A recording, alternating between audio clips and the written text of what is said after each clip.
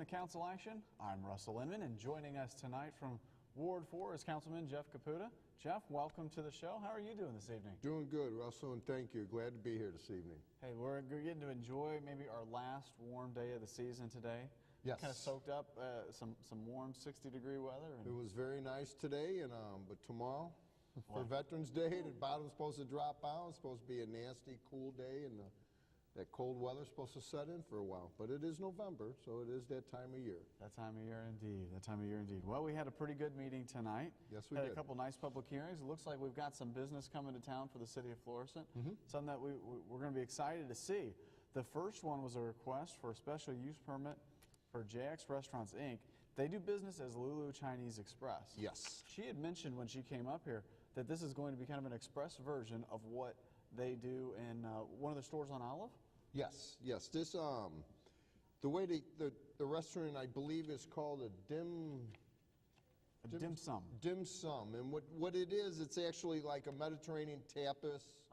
Tapas type, where you get a variety of food all in one meal, and you get to share it with several people or yourself. I mean, whatever, how much you want to eat. Yeah, it's a good way for friends to get together, sit down, you get a couple plates, share it yes, around. you get a wide variety of food, and get to eat different types at one time instead of just having one single. I loved how item. the gentleman who came up to speak at the end, he compared it to, well, you know, the British have their tea. They Yes. get down, they sit down, they have some tea and crackers together. Yes. We have dim sum.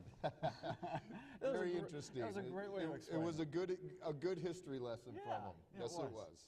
So they're going to actually move into the old Tosto's Auto Shop. Yes, right there on Lindbergh there, 8461 North Lindbergh, the old Tosto's Automotive mechanic shop.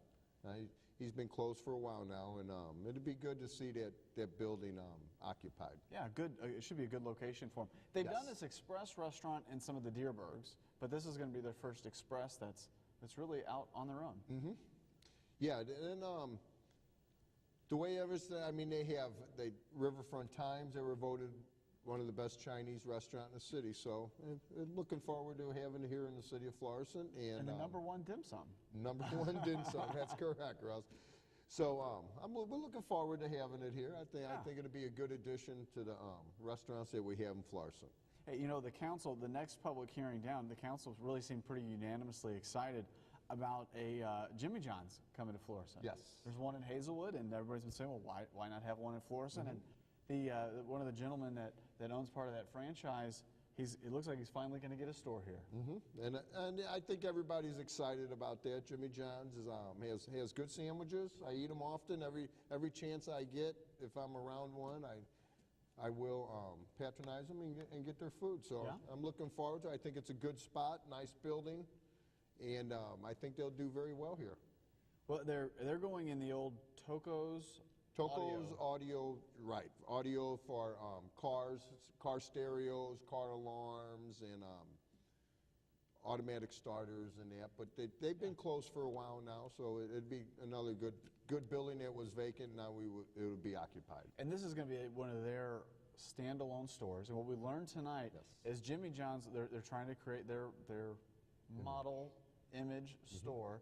And the ones that are standalone, they want them black. They want a black store. So he came up tonight really well prepared. He had some bricks with him to show how his black stain would look, and a little bit of how it's different than just the paint that might chip or fade or peel.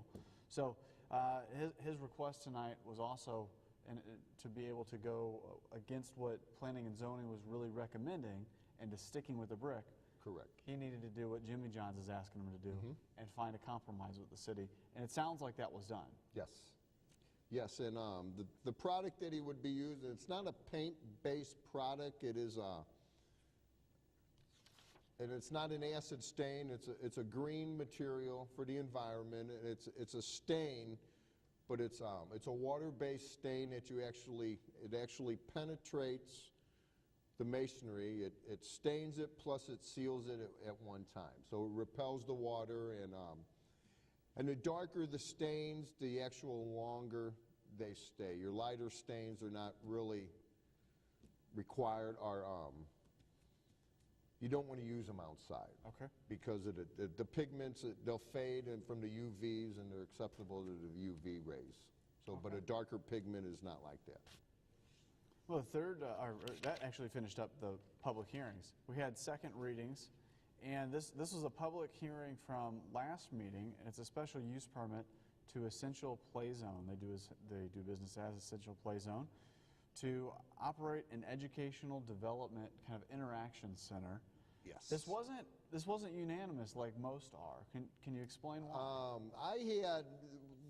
I asked the lady the question when we had the public hearing about this, about the age that she's presented to us. It's a 13 to 21-year-old age group, and I think that's a pretty wide variety or wide range of age group to where they're intermingling with each other, and I just think you're asking for some trouble. I deal with kids every day, from 16-year-old to 24-year-olds, and it's hard to get the older kids with the younger kids and the younger kids with the older kids. They're too immature at times, and I think this 13 to 21-year-old, I think this can pose a problem. So I did not support this bill. I did vote no on it, along with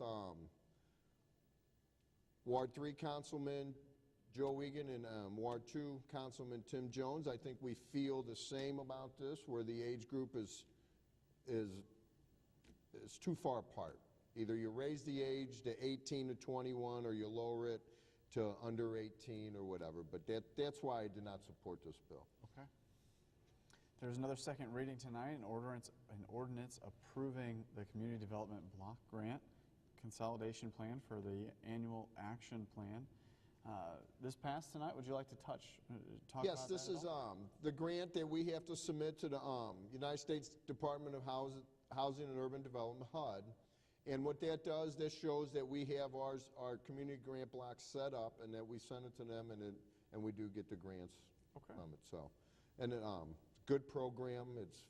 We utilize it a lot in the city, and we have Miss Carol O'Mara runs this program, and she's good at it. She's very, very good with it, and very good for the city.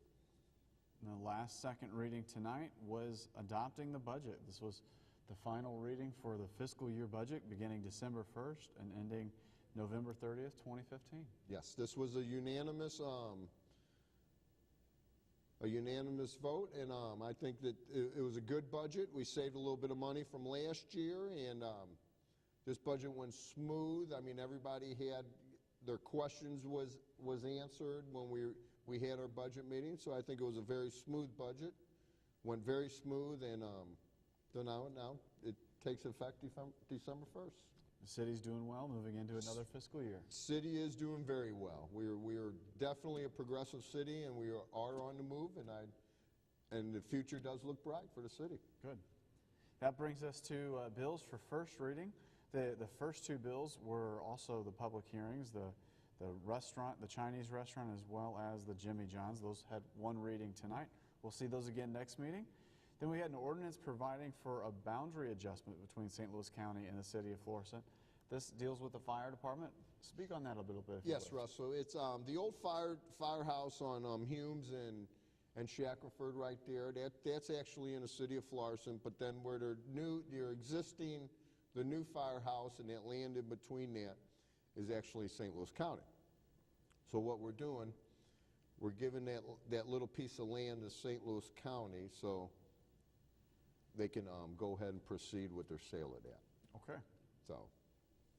And they had the ordinance repealing and authorizing the mayor of the city of Florissant to enter into a contract with the law firm of John M. Hessel for legal services. Yes. So this is just continuing on John's work for another year. Yes, and I believe actually another 2 years. I'm sorry, 2016. Yes. Mr. Hessel's a very good city attorney.